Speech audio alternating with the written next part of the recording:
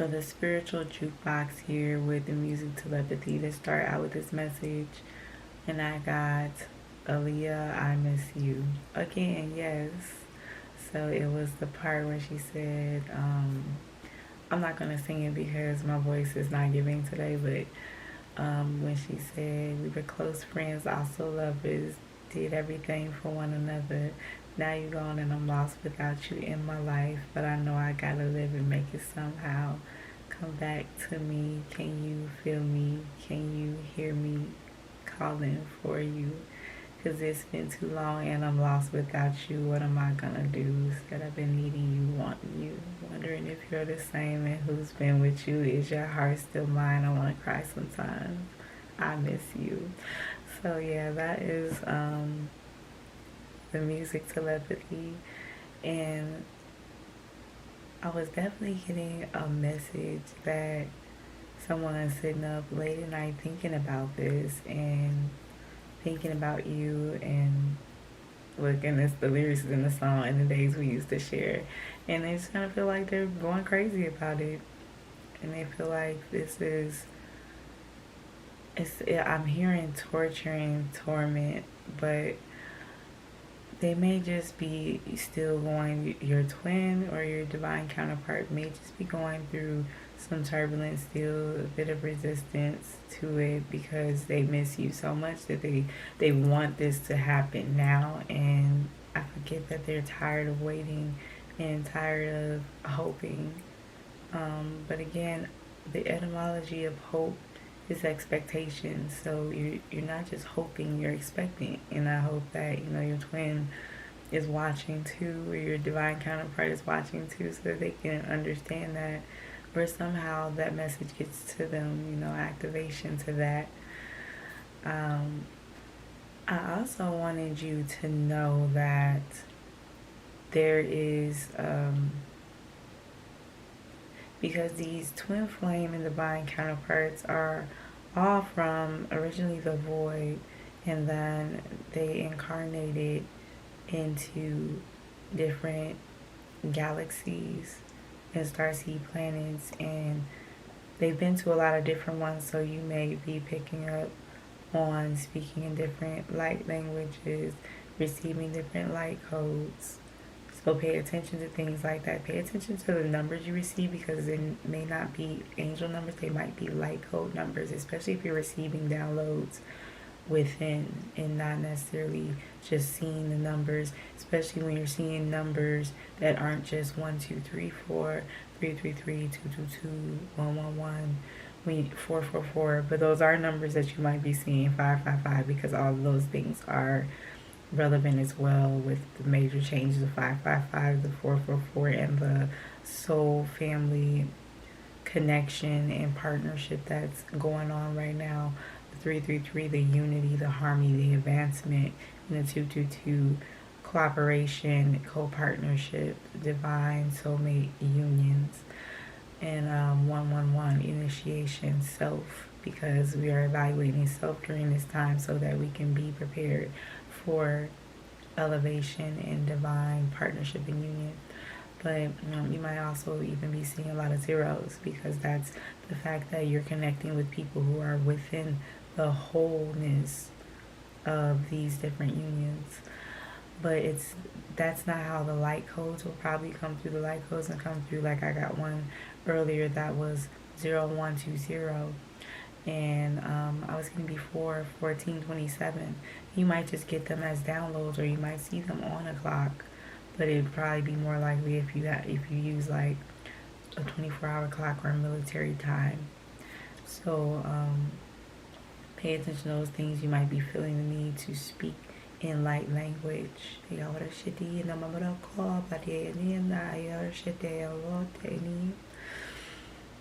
So and you will feel the energy of interpretation. You will receive it telepathically, like a mind, mentally, and understand what it is that you're saying. You can even tap in to be able to go into your mind and say, this is what I want to say in light language, and then speak it.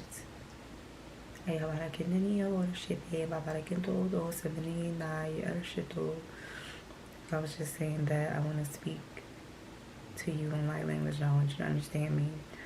And you also can tap in to that message where I was just speaking and just be like, what did I feel from that? Because you can also feel my heart chakra, and when I'm speaking from my heart, I could be saying something about the fact that I want to give you this message so powerfully because I really want everyone to be able to tap into that energy. I was also getting earlier some root chakra and grounding, like my feet were really hot. And so practice those meditations from the what happens when you quantum leap,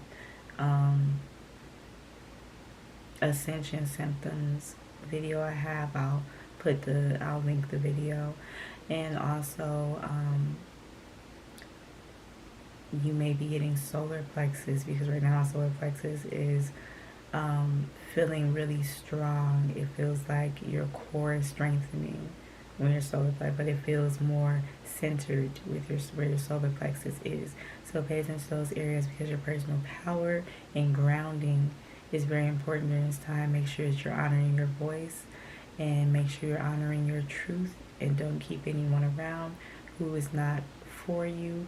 Also, be sure that you are paying attention to the signs that you're getting, that this is a karmic connection. Disconnect from it, call your power back to you, and move on. And I'm noticing that this will happen more quickly than you typically have experienced in the past. 0315, like code number. See.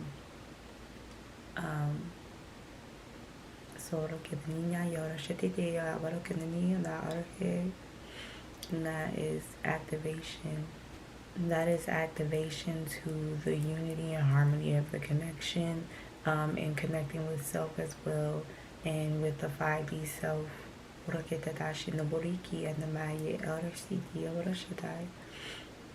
Yes, just connecting you from your 5th dimensional version to your 3rd dimensional version, so that you can be able to walk in your power of self, and also be able to join in union with your divine counterpart, twin flame. Alright, I'm going to get into the message on what twin flames and divine counterparts are. Well, I'm going straight off the dome with this message because it just came to me to talk to you all about what is a twin flame, what is a divine counterpart, and how does that work. A twin flame is a mirrored soul, your reflection. That is someone who is showing you versions of yourself that need healing, that need elevation, ascension, and also showing you the best parts of yourself as well. So it's not just like a lot of people talk about, just those negative things. It's just that when you see those things about yourself, they're really hard for you to accept. So of course, most people naturally, if they're resistant to change or resistant to learning more about themselves, they're going to experience turbulence, and they're going to want to, oh my gosh, 243, those variations of 1, 3, 4, those variations of 1, 2, 3, 4. Again, like what I was talking about in the earlier message, quantum leaping twins. But naturally, you're going to have some turbulence if you are in resistance to learning about yourself and those things that you may not like about yourself, because it's a mirror, and then that projection starts to happen when you're in resistance. Now, I talked about it in Quantum Leaping Twins that not necessarily all twin flames are divine counterparts, but some are. And that's who my messages will be for: people who are in twin flame unions, and people in twin flame unions where they are the divine counterparts, but also for people in divine counterpart unions. So your divine counterpart won't necessarily be your twin flame. Your twin flame won't necessarily be your divine counterpart. A twin flame could be your mother, it could be your best friend, it could be your brother, a cousin. It could be someone who is completely non-romantic. It could be one of your children. It's someone who's mirroring versions of yourself that you may or may not want to see. But it isn't always that way, because as you elevate and ascend, you start to be less resistant to the fact that you're learning something about yourself and that these things are being mirrored to you, and more willing to learn them so that you can make changes and have progression. So a twin flame is that. It's not this bad, negative thing. And I did at one point believe that, that wasn't a real thing, because it was based on codependency. And it can be. There are a lot of people who may think that they have a twin flame when really it's a karmic, who they are just codependent on that relationship, and they don't know how to embrace themselves and accept themselves. They also don't know how to accept the fact that this is a challenge in a karmic lesson, something I need to release, and people always want to release things. So there is the capability of people not having a real twin flame and accounting it or attributing it to a twin flame union, when really it's a karmic union that they are having trouble releasing. So you have to be able to tell the difference. But the thing is, twin flame itself isn't just a make-believe thing, because at any given point you could have chosen that route, and since we are creators of our own life, we can choose which one we want to do and what route we want to take and what kind of contracts we want to make. So indeed, some of us chose a twin flame union to be a part of our mission to learn ourselves and get closer to ourselves. This has the energy of like a yod placement. And know this, when it comes to our birth charts, we had a role in that. We played a role in deciding, hey, I'm going to have these placements. And so yod is one of those placements that gives you something to do. It's like a Sudoku puzzle that you put into your birth chart so that you can discover more about yourself. Well, twin flame is that same kind of energy. So some of us chose to make our twin flame be a parent. And then when we come back and reincarnate, I've had readings where I did a reading for a person who had their twin flame. It was their mother in their past life, and they decided they had a turbulent relationship, and they decided to come back and do it again as a relationship, a romantic partnership. And that is something that you can totally decide to do in your contracts when you're coming back to each life. You get to be the shaper and molder of your reality. So if you put these particular things in there, I'm not going to get too deep into that because that's a whole nother show, okay? But what I'm going to say is that you can do that with twin flame partnerships as well. So no, everybody doesn't have it. For some, that is not a real thing. For some, it is very real. And the divine counterpart union is not necessarily separate from twin flame. I want to make that clear.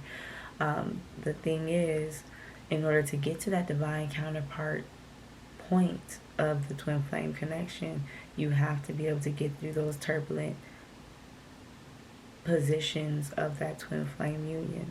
You have to be able to say, you know what, I'm not going to be in resistance anymore. I'm going to learn what I need to learn and overcome it and elevate and ascend. And as you and your twin and divine counterpart ascend and move past those turbulences and those resistances, you come into divine union with each other because you're healing. I hope that makes sense. You're healing and you're releasing, you're cleansing, and also you're helping each other on an energetic level, even if you don't realize it, both subconsciously and higher dimensionally. The 5D versions of yourself are like gods to you. They are speaking to you.